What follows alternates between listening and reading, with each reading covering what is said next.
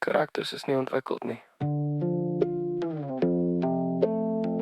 Eerste bedryf was swak, te veel subplots. Jy mofter. Wanneer laas het jy enigiets edel gedoen?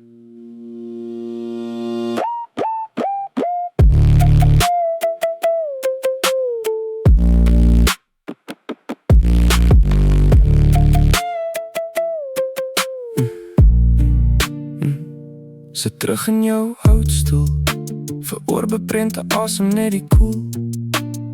Jy sien die oos wat uitstaan in die veld, met 'n krag en 'n gees wat weier om te meld. Jy wil die gewig hê, jy wil die omvang wys, hoe jy begin sluk aan al jou eie leuns en vrys. Kyk na my, sê jy vir die skare, ek kan groot wees, ek kan lawaai maak, ek kan skare gehad. Het jy enigiets geskryf, hè? Het jy 'n enkele ding geproduseer?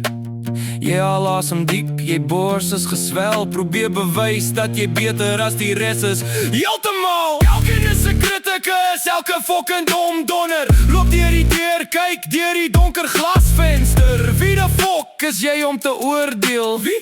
Met 'n lewe vol snotslige en 'n hart van slijm en gries. Jy blaas jouself op, jy raak al weier. Maar as niks behalwe vakuum aan die binnekant my leier. Selfbehep naai in die oor, kyk na die oos, wil self die moeder wees nog voor.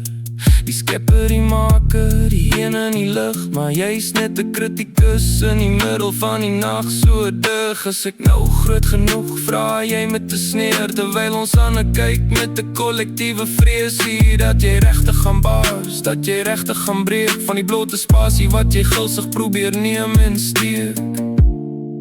Het jy enigiets die moeite werd gemaak, behalwe 'n paar snotkoper klein bliksems wat jy agtergelaat?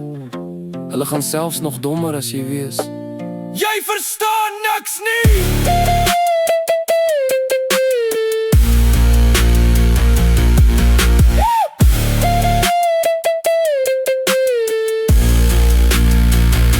Die berg is aan die boy, die berg is aan die boy. Die paddof is ontplof nou, dis die glorie.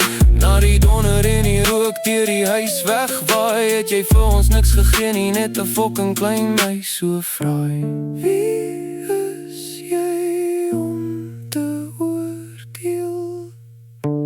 Wie is jy om te oordeel?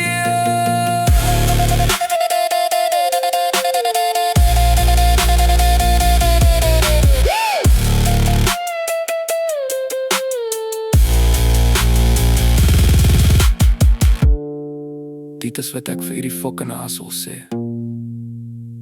Hulle kan nie skryf nie, hulle lees nie, maar oordeel kan hulle.